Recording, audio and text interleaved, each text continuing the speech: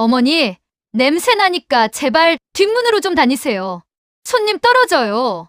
그 한마디가 시작이었습니다. 50년 피땀 흘려 일군 월 매출 2억짜리 국밥집을 이제 좀 편히 살라며 아들 부부에게 물려준 바로 그날이었습니다. 새벽부터 늙은 허리 두드려가며 담근 겉절이는 며느리 손에 의해 쓰레기통에 처박혔고 제 등 뒤에 숨은 아들놈은 며느리 눈치만 보며 저를 외면하더군요. 시작하기 전에 구독과 좋아요 부탁드립니다. 항상 응원해주시는 많은 분들께 감사드립니다.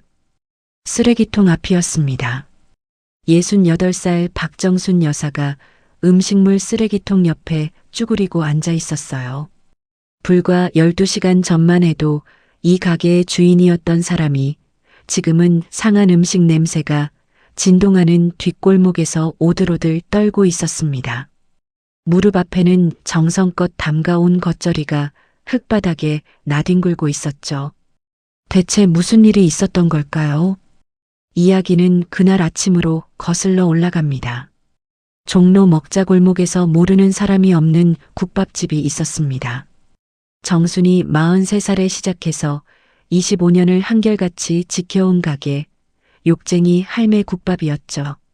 월 매출 2억 원을 훌쩍 넘기는 대박 가게였습니다. 새벽 5시에 문을 열면 점심때까지 줄이 끊이질 않았고 저녁이면 술 한 잔 걸치러 오는 단골들로 북적였어요. 정수는 매일 새벽 3시에 일어났습니다. 마장동 도축장에서 막 들어온 최상급 한우 사고를 직접 골라왔고 12시간 넘게 푹 고아 뽀얀 국물을 만들어냈죠. 깍두기는 전날 밤 직접 담갔고 겉절이는 손님상에 올리기 1시간 전에 묻혔습니다. 조미료는 단 한 스푼도 넣지 않았어요. 그런데 정순에게는 한 가지 걱정이 있었습니다. 바로 39살 된 외아들 준혁이었어요. 준혁은 대학을 졸업하고도 제대로 된 직장을 잡지 못했습니다. 이 사업 저 사업에 손을 대다가 번번이 실패했고 그때마다 정순이 빚을 대신 갚아줬어요. 30이 넘어서 만난 여자 소영과 결혼할 때도 정순이 아파트 전세금을 마련해줬습니다. 그러던 어느 날 준혁이 아내 소영과 함께 가게로 찾아왔어요. 엄마, 저 이번에 진짜 제대로 된 사업 구상했어요. 국밥 프랜차이즈요. 정수는 국자를 든 채 아들을 바라봤습니다. 또 사업 타령이구나 하는 생각이 먼저 들었어요. 하지만 아들의 눈빛이 평소와 달랐습니다. 엄마 가게 이름값이면 전국에서 줄 설 거예요. 어머니 레시피만 있으면 된다고요. 그때 며느리 소영이 끼어들었습니다. 소영은 결혼 후 처음으로 가게에 온 것이었어요. 명품 가방을 팔에 걸치고 하이힐을 신은 채 기름 냄새 가득한 주방을 힐끗거렸죠. 어머님, 저희한테 가게 맡기시면 어머님은 편하게 쉬시면 돼요. 이제 연세도 있으신데 언제까지 이 고생을 하시게요. 정순의 가슴이 철렁했습니다. 연세라는 말이 귀에 걸렸어요. 내가 그렇게 늙어 보이나? 하지만 며느리의 말에도 일리가 있었습니다. 새벽마다 일어나 뼈를 고우면 허리가 끊어질 듯 아팠고 저녁이면 다리가 통나무처럼 부어올랐어요. 병원에서는 무릎 연골이 거의 닳았다며 수술을 권했지만 가게 문을 닫을 수가 없어서 미루고 또 미뤄왔습니다. 엄마, 저희 진짜 열심히 할게요. 엄마 가르쳐준 대로 레시피 그대로 지킬게요. 약속해요. 준혁이 정순의 손을 잡았습니다. 거칠고 주름진 손이었어요.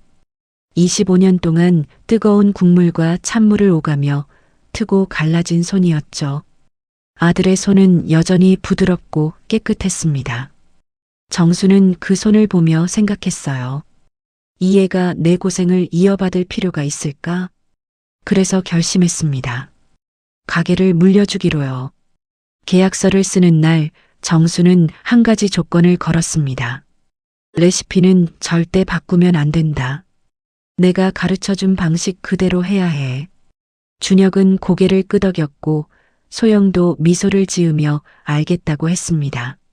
정수는 가게 열쇠와 함께 25년간 모은 단골 명단, 마장동 정육점 사장님 연락처, 그리고 손때 묻은 레시피 노트를 건넸어요. 가게를 넘긴 그날 밤 정수는 처음으로 새벽 3시에 일어나지 않아도 됐습니다. 이상하게 잠이 오지 않았어요. 몸은 편한데 마음 한구석이 텅 빈 것 같았죠. 한 달이 지났습니다. 정수는 가게에 들르지 않았어요. 아들 내외가 적응할 시간이 필요하다고 생각했거든요. 그런데 단골 손님들의 전화가 오기 시작했습니다. 사장님, 국물 맛이 예전 같지 않아요. 깍두기가 왜 이래요? 직접 담근 거 맞아요? 정수는 아들에게 전화를 걸었어요. 준혁아, 요즘 가게 어때? 손님들 반응은 괜찮아? 아들의 목소리가 건조하게 돌아왔습니다. 엄마, 가게 일은 저희가 알아서 할게요. 신경 끄세요. 신경 끄라고요. 정수는 전화를 끊고 한참을 멍하니 앉아 있었습니다. 평생 신경 써왔던 가게인데 이제는 신경 끄라니. 또 한 달이 흘렀습니다. 정수는 더 이상 참을 수가 없었어요. 리뉴얼 오픈을 한다길래 축하도 해줄 겸 새로 담근 겉절이도 가져다 줄 겸 가게를 찾았습니다. 새벽 4시에 일어나 겉절이를 담갔어요. 오래된 플라스틱 통에 꾹꾹 눌러 담고 낡은 몸빼 바지에 흰 고무신을 신었습니다. 머리에는 반찬통을 이고 손에는 시간장 한 병을 들었어요. 가게 앞에 도착했을 때 정순의 눈이 휘둥그레졌습니다. 화려한 화환들이 줄지어 서 있었고 반짝이는 조명 아래 아들과 며느리가 손님들을 맞이하고 있었어요. 준혁은 청년 사업가라는 잡지 기사를 벽에 붙여놓았고 소영은 온몸에 명품을 휘감고 있었죠. 정수는 반가운 마음에 아들을 향해 손을 흔들었습니다. 바로 그 순간 며느리의 표정이 굳어졌어요. 반가움이 아니었습니다. 당혹감, 짜증, 수치심이 뒤섞인 표정이었죠. 소영이 급히 달려와 정순의 팔을 낚아채더니 뒷문 쪽으로 끌고 갔어요. 어머니, 오늘 중요한 손님들 오시는데 이게 무슨 꼴이에요? 왜 미리 연락도 없이 오신 거예요? 소영의 첫마디였습니다. 정수는 자신의 모습을 내려다봤어요. 낡은 몸빼, 흰 고무신, 머리에 인 반찬통. 평생 이 차림으로 살아왔는데 오늘 갑자기 그게 부끄러운 꼴이 되어버렸습니다. 정수는 손에 든 반찬통을 내밀었어요. 개업 축하하러 왔어. 겉절이 담가왔는데. 소영의 눈이 날카롭게 빛났습니다. 어머니, 저희 지금 위생 등급 심사 앞두고 있어요. 이런 검증 안 된 음식 드리면 어떡해요? 검증 안 된 음식이라고요. 25년 동안 이 겉절이를 먹고 단골이 된 손님들이 수백 명인데 그때 아들 준혁이 나타났습니다. 엄마, 냄새나니까 저리 좀 비켜요.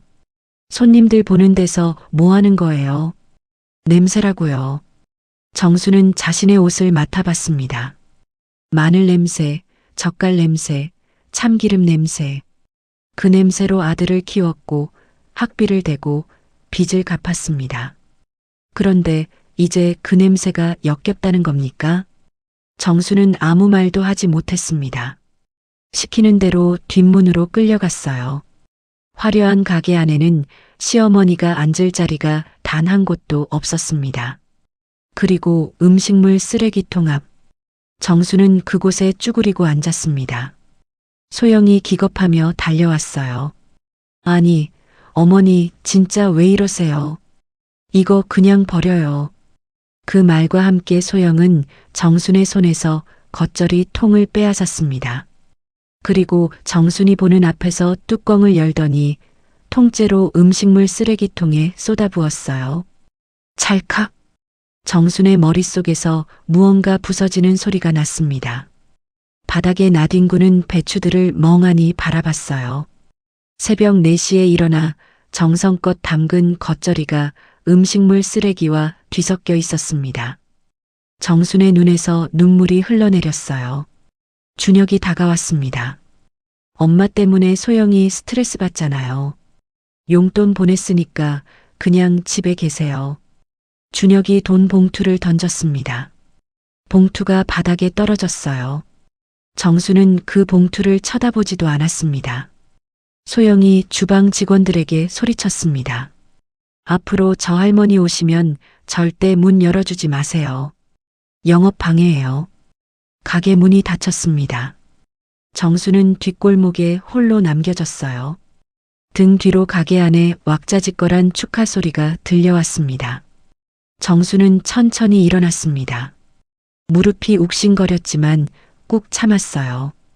그리고 가게 맞은편에 있는 낡은 건물을 바라봤습니다. 정순의 입꼬리가 미세하게 올라갔습니다. 김 변호사한테 전화해야겠네.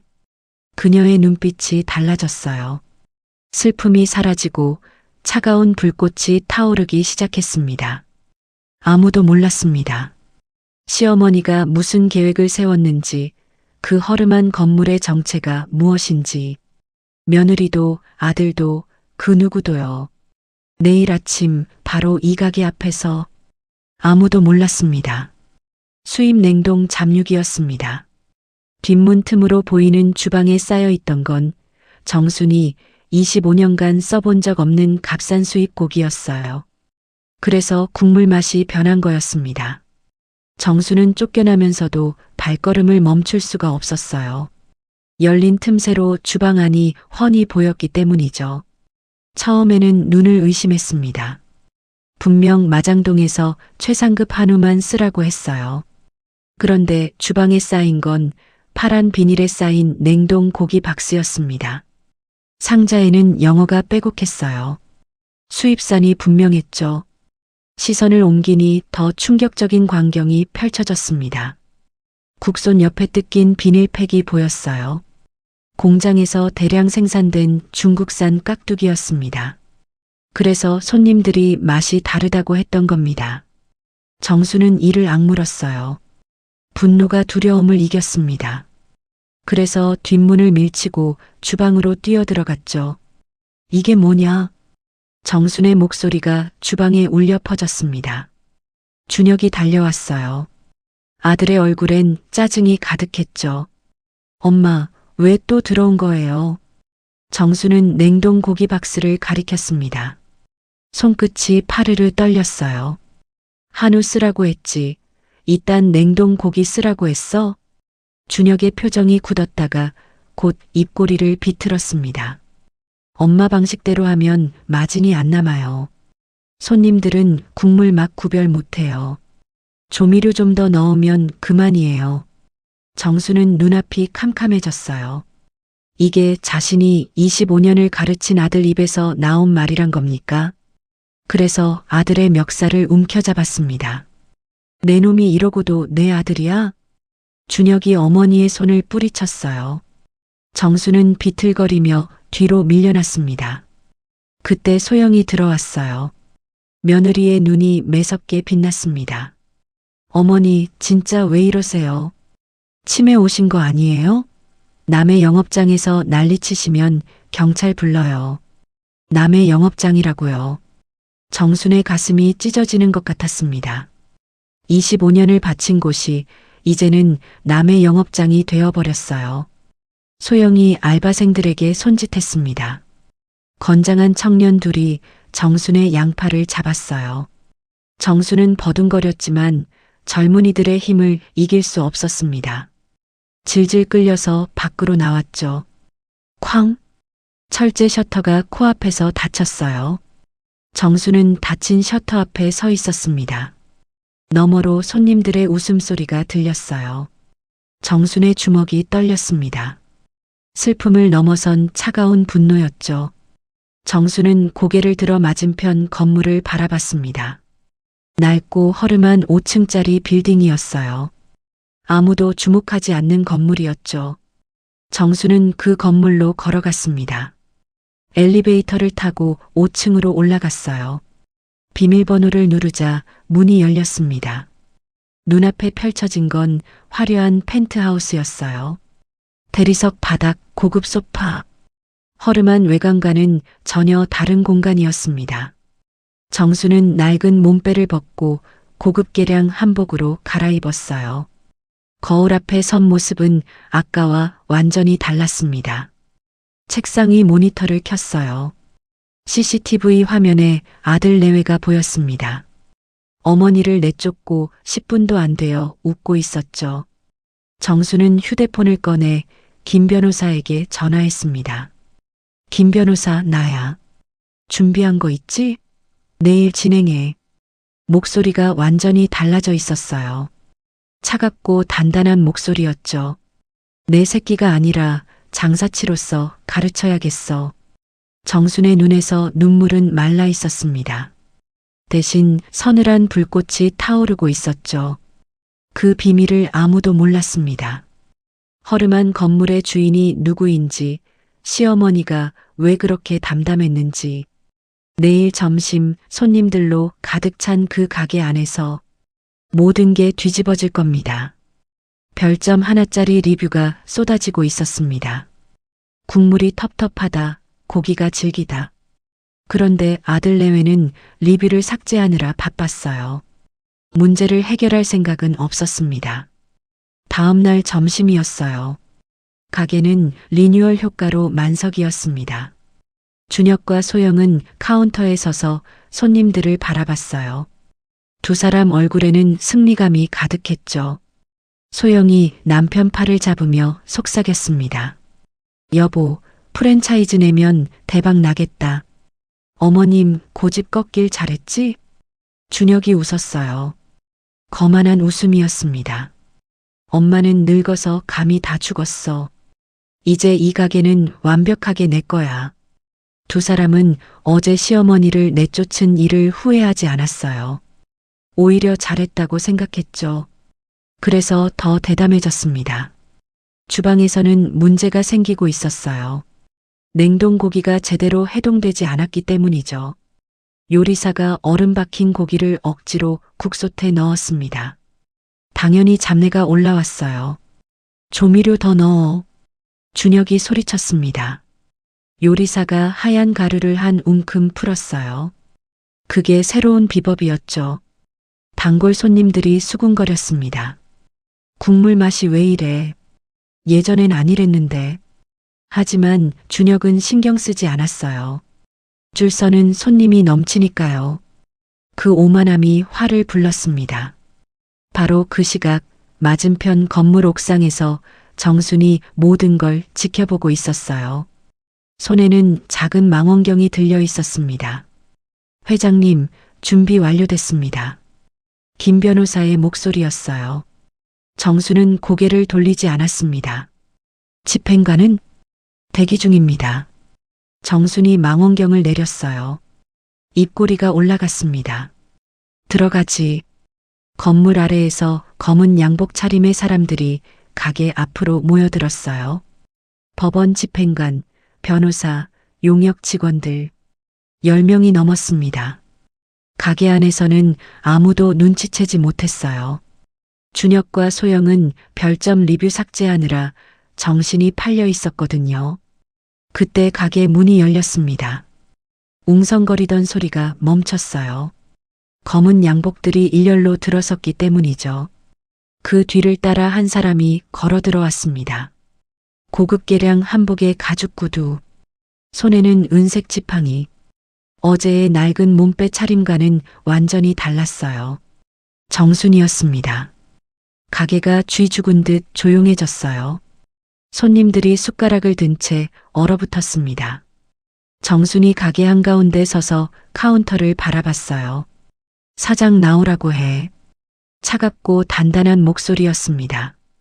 준혁이 뛰어나왔어요.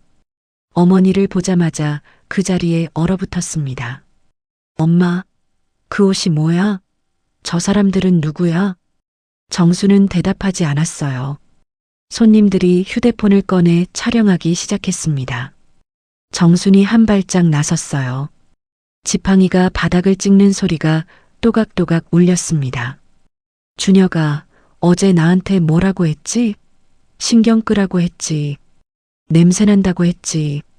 목소리가 점점 낮아졌어요. 낮아질수록 더 무섭게 느껴졌습니다. 그래, 오늘부터 신경 끊어줄게. 그 말의 의미를 아무도 몰랐습니다. 아들도 며느리도요.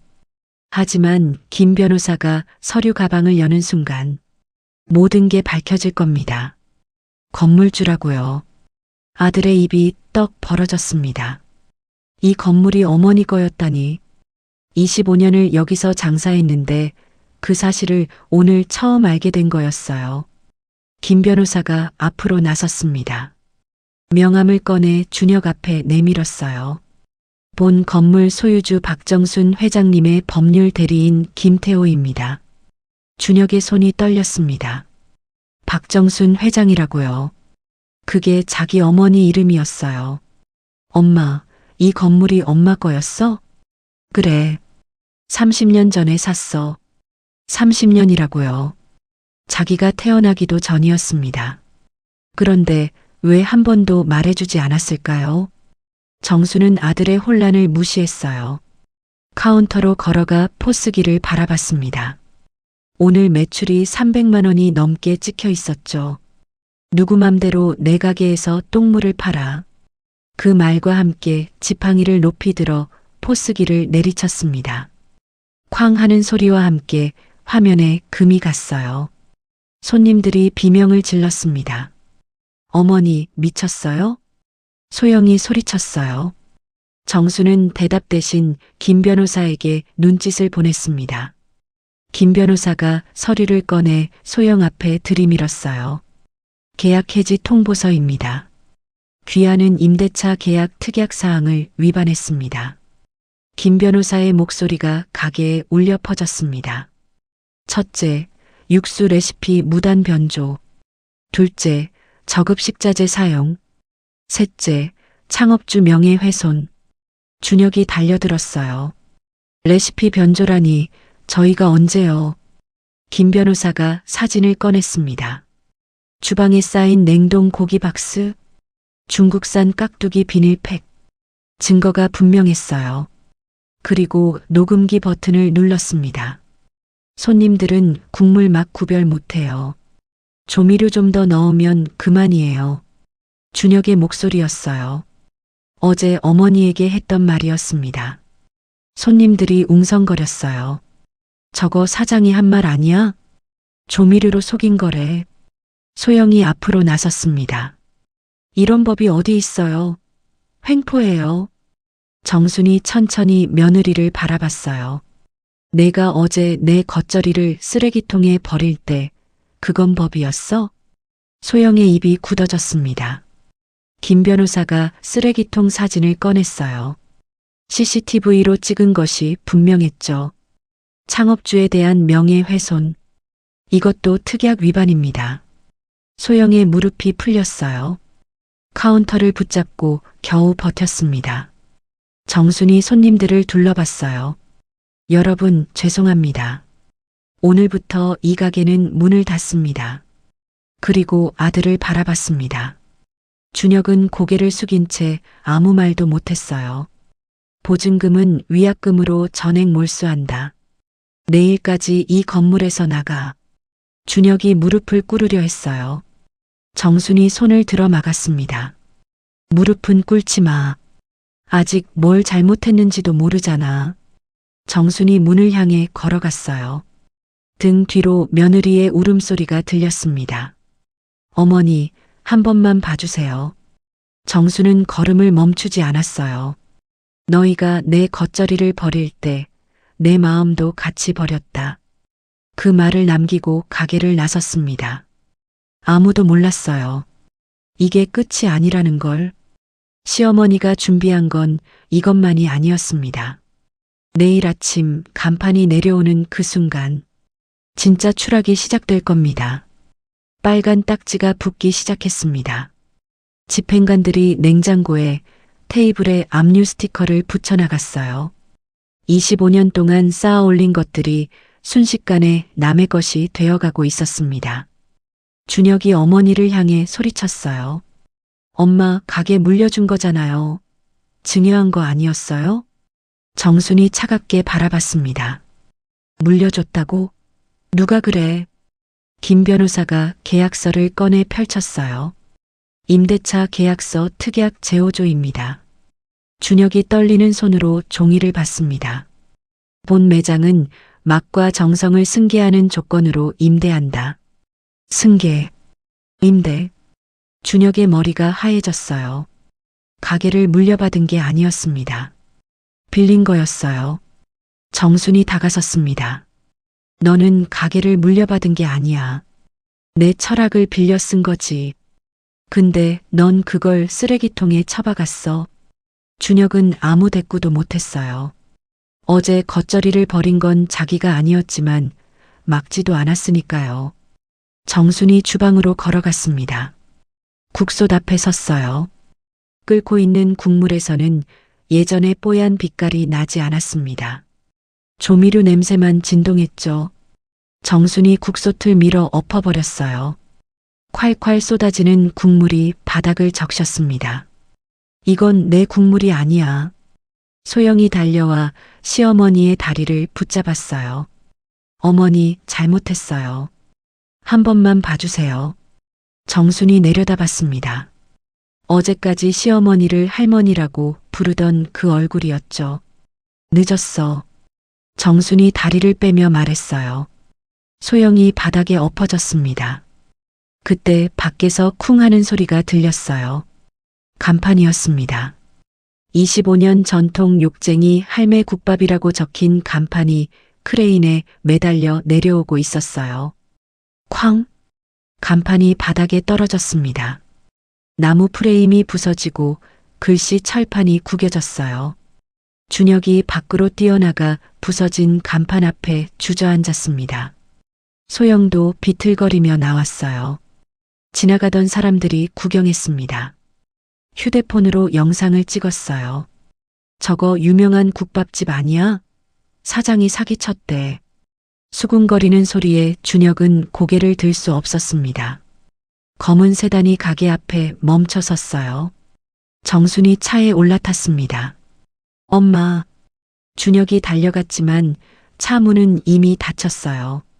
정수는 창문 너머로 아들을 한번 바라보고 고개를 돌렸습니다. 세단이 출발했어요. 준혁이 차를 따라 뛰었지만 차는 모퉁이를 돌아 사라졌습니다. 준혁이 길바닥에 무릎을 꿇었어요. 소영이 옆에 주저앉았습니다. 부서진 간판만 바라봤어요. 이제 둘에게 남은 건 아무것도 없었습니다. 아무도 몰랐어요. 이건 벌의 시작일 뿐이라는 걸. 한 달 후 고시원 쪽방에서 진짜 바닥이 어딘지 알게 될 겁니다. 컵라면이었습니다. 한 달 전까지 월 2억짜리 가게 사장이었던 사람이 지금은 컵라면 하나를 둘이 나눠 먹고 있었어요. 뜨거운 물도 아끼려고 반만 부어서요. 한 달이 지났습니다. 준혁과 소영에게 남은 건 아무것도 없었어요. 가게는 압류당했고 보증금은 위약금으로 몰수됐습니다. 강남에 있던 전세 아파트도 빚 때문에 뺏겼어요. 그래서 두 사람이 들어간 곳은 고시원이었습니다. 창문도 없는 쪽방이었어요. 벽에는 곰팡이가 피어 있었고 침대 하나 놓으면 발 디딜 틈도 없었죠. 명품을 휘감던 소영은 낡은 추리닝을 입고 있었습니다. 준혁도 수염이 덥수룩하게 자라 있었어요.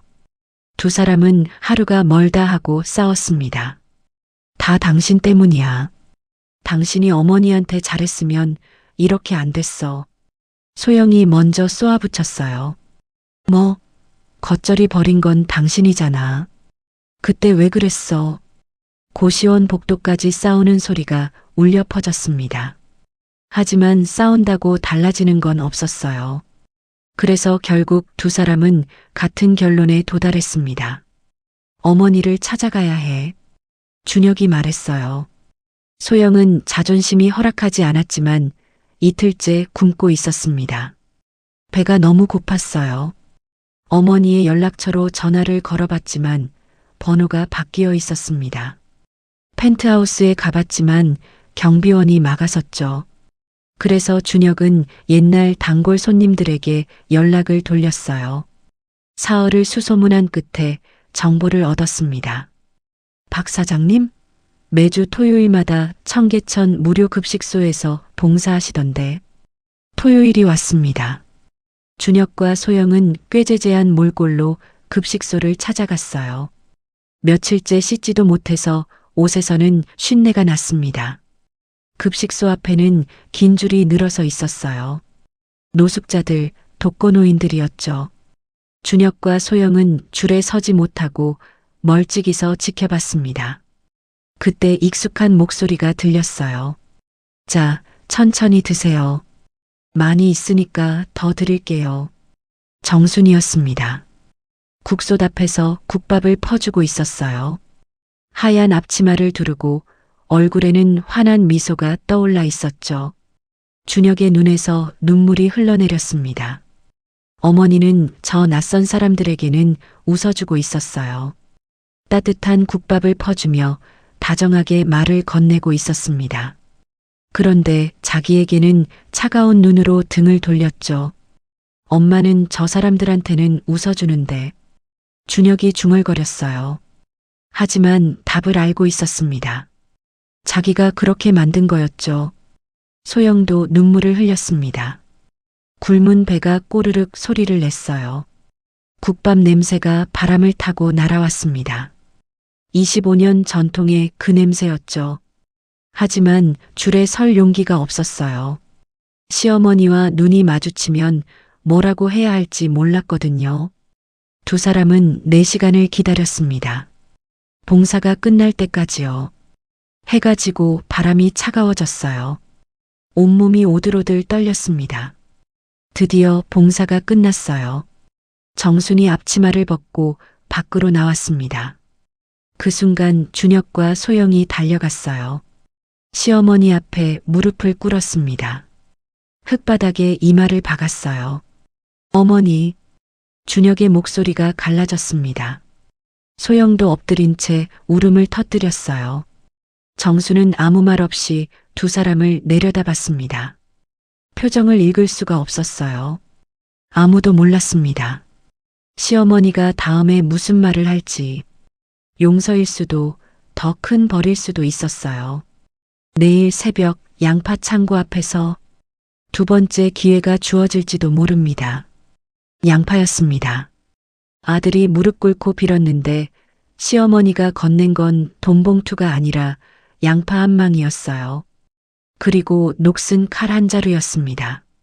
정수는 흙바닥에 엎드린 두 사람을 내려다봤어요. 아들의 등이 떨리고 있었습니다. 배는 고프냐? 준혁이 고개를 들었어요. 며칠째 굶어서 광대뼈가 튀어나와 있었습니다. 네, 어머니. 배고파요. 정수는 트럭 짐칸에서 양파 한 망과 칼을 꺼내 던졌어요. 돈은 못 준다. 대신 일할 기회는 주마. 정순이 근처 건물을 가리켰습니다. 저 건물 지하에서 숙식하면서 매일 양파 50망씩 깔아. 월급은 없다. 밥만 먹여준다. 싫으면 나가라. 50망이라고요. 소영의 눈이 휘둥그레졌어요.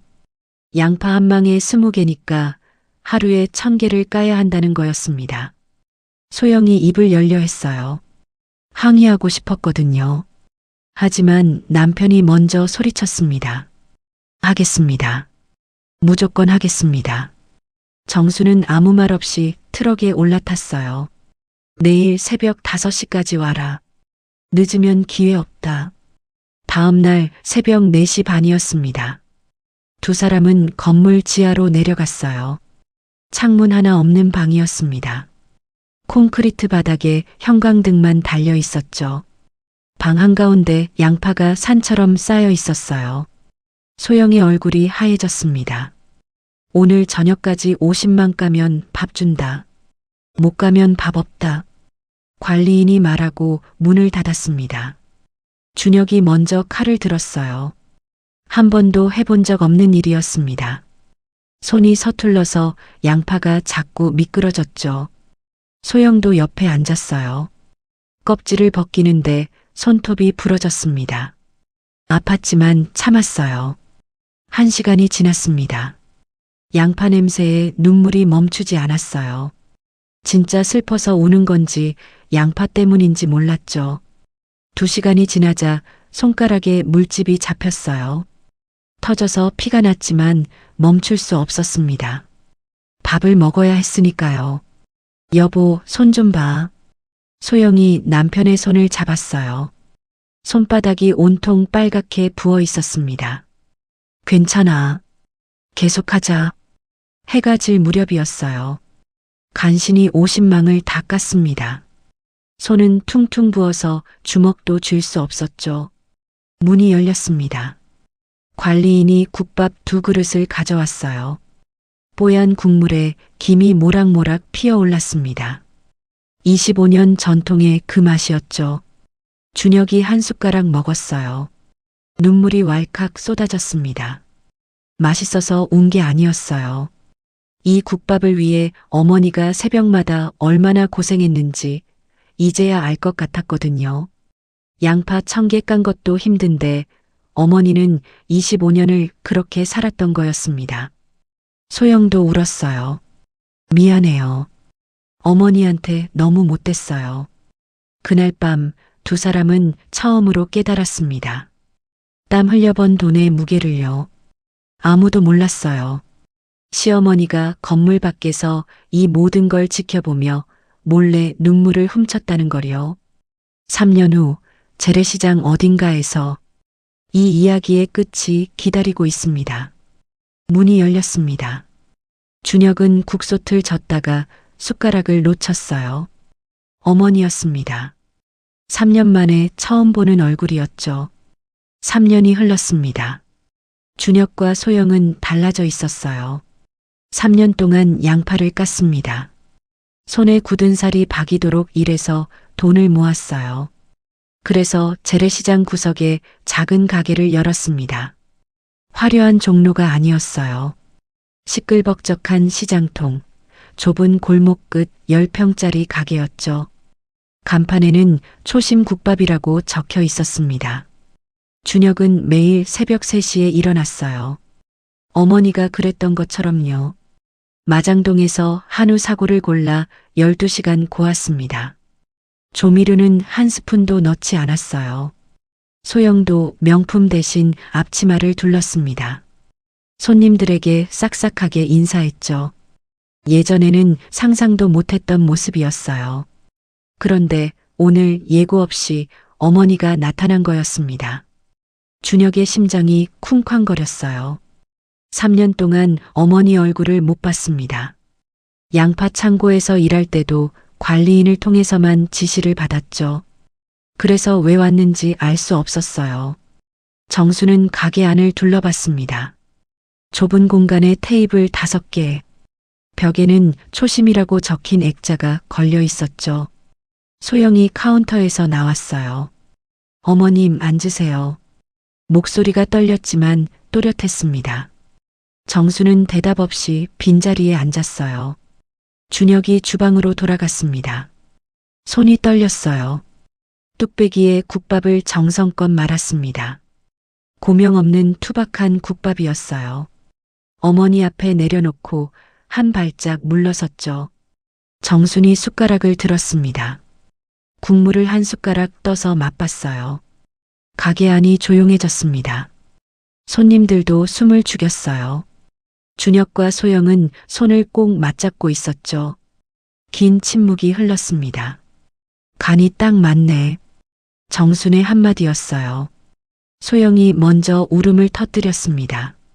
참았던 눈물이 쏟아졌어요. 준혁도 눈시울이 붉어졌죠. 정순이 품에서 낡은 통장을 꺼냈습니다. 3년 전 몰수했던 보증금이야. 이자까지 붙어 있어. 통장을 카운터에 올려놓았어요. 이걸로 가게 확장해라. 이제 내 도움 없어도 되겠다. 준혁의 눈에서 눈물이 흘러내렸습니다. 무릎을 꿇으려 했지만 정순이 손을 들어 막았어요. 무릎 꿇지 마. 이제 됐어. 정순이 일어섰습니다. 소영이 시어머니 손을 잡았어요. 어머님, 가지 마세요. 같이 드세요. 정순이 며느리 손을 내려다봤습니다. 3년 전 명품을 휘감던 손이었죠. 지금은 굳은 살이 박이고 칼에 베인 상처가 남아 있었어요. 그래, 밥이나 같이 먹자. 세 사람이 마주 앉아 국밥을 먹었습니다. 아무 말도 하지 않았지만 그것으로 충분했어요. 정순이 10,000원을 카운터에 올려놓았습니다. 잘 먹었다. 가게를 나서는 어머니의 뒷모습을 준혁과 소영이 바라봤어요. 감사합니다, 어머니. 정수는 뒤돌아보지 않았습니다. 하지만 걸음이 느려졌어요. 아무도 모르게 눈물을 훔쳤죠. 아무도 몰랐습니다. 시어머니가 아직 해주지 않은 이야기가 있다는 걸요. 다음 주 같은 자리에서 진짜 유산이 전해질 겁니다. 레시피 노트였습니다. 누렇게 바랜 종이에 빼곡히 적힌 글씨. 정순이 40년 넘게 써온 그 노트를 아들 앞에 내밀었어요. 3년 전 빼앗겼던 바로 그 노트였습니다. 일주일 후 정순이 다시 가게를 찾아왔어요. 이번에는 혼자가 아니었습니다. 김 변호사가 함께였어요. 손에는 서류 가방을 들고 있었죠. 준혁과 소영은 긴장했어요. 혹시 또 무슨 문제가 생긴 건지 걱정이 됐거든요. 하지만 정순의 표정은 지난번과 달랐습니다. 부드러웠어요. 앉아라. 할 이야기가 있어. 정순이 테이블에 앉으며 말했어요. 준혁과 소영이 맞은편에 앉았습니다. 가게 문에는 잠시 휴업이라는 팻말이 걸렸죠. 정순이 천천히 입을 열었습니다. 내가 왜 그 건물을 샀는지 궁금하지 않았어? 준혁이 고개를 끄덕였어요. 3년 전부터 궁금했던 질문이었습니다. 어머니가 건물주라는 사실을 왜 숨겼는지, 왜 말해주지 않았는지요. 43년 전이었어. 정순의 눈이 먼 곳을 바라봤습니다. 나도 너처럼 쫓겨났었어. 시어머니한테. 준혁의 눈이 휘둥그레졌어요. 어머니가 쫓겨났다고요. 정순이 이야기를 시작했습니다.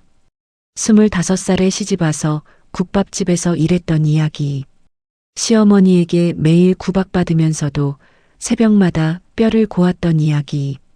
그러다 시어머니가 돌아가시고 가게를 물려받았는데 시누이들이 달려와서 가게를 빼앗으려 했던 이야기. 그때 나는 맨몸이었어. 돈도 없고 힘도 없고 그래서 빼앗겼지. 정순의 목소리가 떨렸어요. 3년을 길바닥에서 국밥 장사했어. 리어카 끌고 다니면서. 그렇게 번 돈으로 저 건물을 샀어. 준혁의 눈에서 눈물이 흘러내렸습니다. 어머니의 과거를 처음 알게 된 거였어요. 그래서 내가 가게를 물려받을 때 특약을 걸었던 거야. 내가 당한 것처럼 당하지 말라고. 근데 넌 그 특약을 스스로 어겼지. 정순이 아들을 바라봤어요. 눈빛이 슬펐습니다. 내가 나를 쫓아냈을 때 43년 전 그날이 떠올랐어. 그래서 더 화가 났던 거야. 소영이 고개를 숙였어요. 시어머니의 과거를 알고 나니 3년 전 자신이 한 행동이 더욱 부끄러웠습니다. 정순이 서류 가방에서 종이 묶음을 꺼냈어요. 김 변호사가 테이블 위에 펼쳤습니다. 건물 증여 계약서야. 준혁이 놀라서 어머니를 쳐다봤어요. 엄마, 이게 무슨... 이번엔 진짜 물려주는 거야. 특약 없이. 정순이 말했습니다. 그리고 품에서 낡은 노트를 꺼냈어요. 누렇게 바랜 종이에 글씨가 빼곡했습니다. 이건 내 레시피 노트야. 40년 넘게 써온 거지. 3년 전에 내가 무시했던 바로 그거. 준혁이 떨리는 손으로 노트를 받았어요. 펼쳐보니 어머니의 손글씨가 가득했습니다. 국물 끓이는 시간, 고기 손질법, 양념 비율. 어머니의 모든 것이 담겨 있었죠. 이제야 이걸 받을 자격이 생겼어. 정순이 아들의 손을 잡았어요. 굳은 살이 박인 손이었습니다. 자식에게 줄 수 있는 가장 큰 유산은 돈이 아니야. 정순의 목소리가 떨렸습니다. 땀 흘려번 돈의 맛을 알게 하는 거야. 넌 이제 그걸 알잖아. 준혁이 어머니를 끌어안았어요. 소영도 옆에서 함께 울었습니다. 세 사람이 한참을 그렇게 있었죠. 김 변호사가 조용히 자리를 피했어요. 가족만의 시간이 필요했으니까요. 한참 후 정순이 자리에서 일어났습니다. 내일부터 내가 여기서 일할게. 준혁이 놀라서 물었어요. 엄마가요? 여기서요? 왜 싫어? 정순이 웃었어요. 오랜만에 보는 웃음이었습니다. 나도 국밥 끓이고 싶어. 손자한테 물려줄 레시피도 만들어야 하고. 손자라는 말에 소영이 얼굴이 붉어졌어요. 아직 아이가 없었거든요. 열심히 해볼게요, 어머님. 소영이 수줍게 말했습니다. 정순이 며느리의 손을 잡았어요. 같이 하자. 이번엔 진짜로. 가게 벽에 걸린 초심 액자가 빛났습니다. 아무도 몰랐어요. 이 작은 가게가 어떤 이야기를 품고 있는지, 그리고 앞으로 어떤 이야기가 펼쳐질지요. 1년 후 이 가게 앞에 새로운 간판이 걸릴 겁니다. 울음소리였습니다. 가게 안에서 아기 울음소리가 터져 나왔어요. 4년 전만 해도 이 자리에서 시어머니를 쫓아냈던 소영이 지금은 갓난아이를 안고 국밥을 내고 있었습니다. 1년이 더 흘렀어요. 초심 국밥은 더 이상 작은 가게가 아니었습니다. 정순이 물려준 돈으로 옆 가게를 합쳐서 2배로 넓혔어요. 테이블이 10개가 되었고 점심시간에는 줄이 문 밖까지 늘어섰죠. 그리고 가게 앞에는 새 간판이 걸렸습니다. 3대 국밥이라고 적혀 있었어요. 정순, 준혁, 그리고 갓 태어난 손자까지 3대가 함께하는 가게라는 뜻이었죠. 정순은 매일 아침 가게에 나왔어요. 71살이 됐지만 여전히 새벽 3시에 일어났습니다. 국솥 앞에 서서 국물 맛을 보고 깍두기 간을 확인했죠. 어머니, 좀 쉬세요. 저희가 할게요. 준혁이 말했어요. 하지만 정수는 고개를 저었습니다. 내가 안 하면 손맛이 달라져. 넌 아직 멀었어. 정순이 웃으며 말했어요. 농담이었습니다. 이제 준혁의 국밥은 어머니 못지 않았거든요. 3년 동안 양파를 깐 보람이 있었죠. 점심시간이 되자 손님들이 밀려들었어요. 정수는 카운터에 앉아서 손님들을 맞이했습니다. 단골들은 정순을 보면 반갑게 인사했어요. 회장님, 오늘도 건강하시네요. 회장님, 국밥이 최고예요. 회장님이라고요. 정수는 그 호칭이 어색했지만 싫지는 않았습니다. 4년 전까지만 해도 자기 가게에서 쫓겨났던 사람이었어요. 할머니라고 불리며 영업방해 취급을 받았죠. 그런데 지금은 모두가 회장님이라고 불렀습니다. 소영이 아기를 업고 주방에서 나왔어요. 등에 업힌 아기는 생후 3개월 된 사내아이였습니다. 이름은 민준이었어요. 어머님, 민준이 좀 봐주세요. 제가 반찬 좀 나르고 올게요. 소영이 아기를 정순에게 건넸습니다. 정순은 손자를 받아 안았어요. 작고 따뜻한 몸이었습니다. 우리 민준이 할머니가 국밥 끓이는 거 볼래? 정순이 손자에게 속삭였어요. 아기가 방긋 웃었습니다. 아직 웃을 줄도 모르는 나이인데 정순에게는 웃는 것처럼 보였죠. 저녁이 되었어요. 손님들이 빠지고 가게가 한산해졌습니다. 준혁이 마지막 설거지를 하고 소영이 바닥을 닦았어요. 정수는 카운터에 앉아 손자를 안고 있었습니다. 오늘 매출 얼마야? 정순이 물었어요. 준혁이 계산기를 두드렸습니다. 320만 원이요, 엄마. 정순이 고개를 끄덕였어요. 예전 종로 가게의 절반도 안 되는 매출이었습니다. 하지만 정수는 만족했어요. 이 돈은 땀으로 번 돈이었으니까요. 냉동 고기도 중국산 깍두기도 조미료도 들어가지 않은 진짜 국밥으로 번 돈이었죠. 잘했어. 정순이 아들에게 말했습니다. 단 2글자였지만 준혁의 눈에 눈물이 고였어요. 4년 동안 듣고 싶었던 말이었거든요. 가게 문을 닫을 시간이 되었어요. 준혁이 셔터를 내리려다 멈췄습니다. 엄마, 잠깐만요. 준혁이 주방으로 들어갔어요. 잠시 후 뚝배기 3개를 들고 나왔습니다. 국밥 3그릇이었죠. 우리도 같이 먹어요. 가족이니까. 준혁이 말했어요. 소영이 테이블을 닫고 수저를 놓았습니다. 정순이 손자를 안은 채 자리에 앉았어요. 3사람이 마주 앉아 국밥을 먹었습니다. 손자는 정순의 품에서 새근새근 잠들어 있었죠. 정순이 국물을 한 숟가락 떠서 맛봤어요. 눈을 감았습니다. 40년 넘게 끓여온 그 맛이었어요. 맛있네. 정순이 말했습니다. 준혁과 소영이 웃었어요. 가게 벽에 걸린 초심 액자가 눈에 들어왔습니다. 그 옆에는 새로운 액자가 하나 더 걸려 있었어요. 정순이 직접 쓴 글씨였죠. 자식에게 줄 수 있는 가장 큰 유산은 돈이 아니라 땀 흘려번 돈의 맛을 알게 하는 것이다. 정순이 손자의 얼굴을 내려다봤어요. 언젠가 이 아이도 국솥 앞에 설 날이 올 겁니다.